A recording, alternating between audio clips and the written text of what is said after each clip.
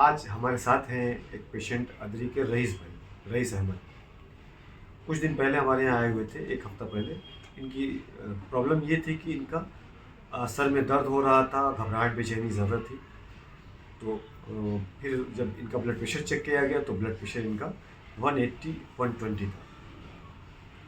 तो blood pressure काफ़ी high था उस टाइम पे।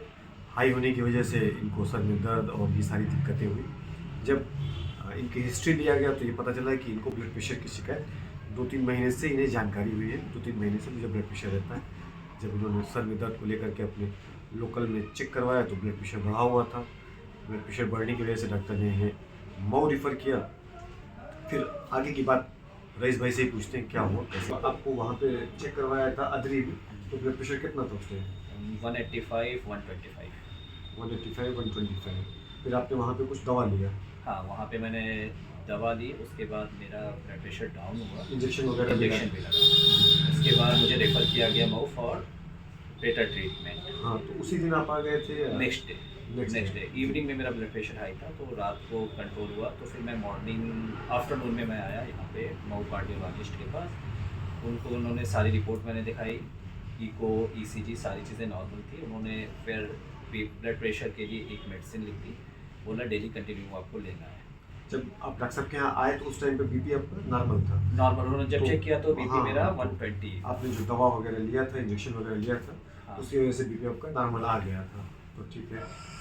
जब दर्द वगैरह हुआ सर में तो कोई सीने में भी कोई दर्द वगैरह नहीं, सीने में नहीं हुआ, कोई शोल्डर पे नहीं था, कोई। उन्होंने सारी चीज़ें पूछी थी, लाइक कि आँखों के सामने अंधेरा, ये सब कुछ नहीं था। बस नॉर्मल हेडेक ही था ज़्यादा, तो जो परेशान कर रहा था। ये एक चीज़ दिमाग में रखिए कि नहीं, ब्लड प्रेशर की प्रॉब्लम है और ये ब्लड प्रेशर अगर बढ़ा रहेगा तो वो हमारे बॉडी के दूसरे सिस्टम पे नुकसान पहुंचा सकता है। मैं एज ए यूनानी फिजिशियन, मेरे पास ये जब ये आए तो ये कुछ ब्लड प्रेशर की दवाएं अपनी ले रहे थे।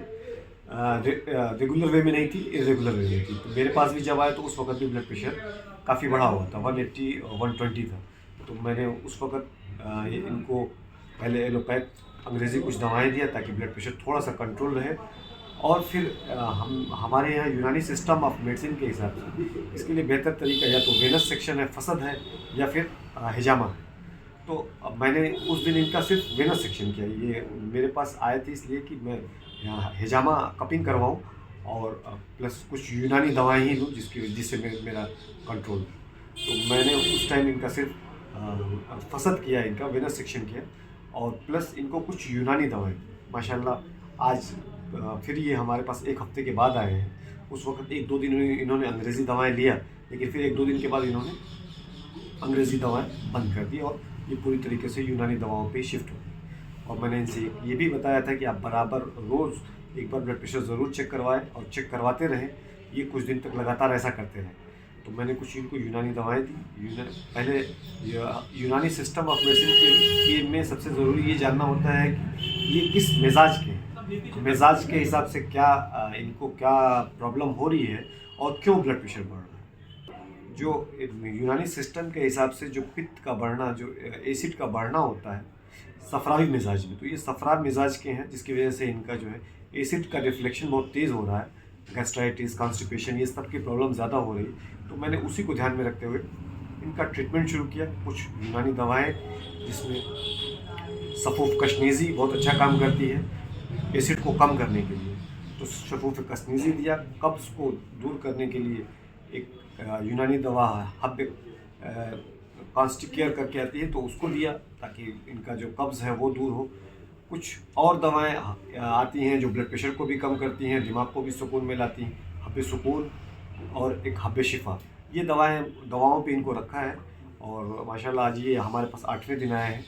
काफ़ी हद तक यूनानी दवाओं से और यूनानी तरीके से काफ़ी हद तक माशाल्लाह कंट्रोल में। बताने का मकसद ये है कि यूनानी दवाएं भी अगर सही डायग्नोस हो जाता है तो बड़ा से बड़ा मेजर केस भी कंट्रोल किया जा सकता है। शुक्रिया।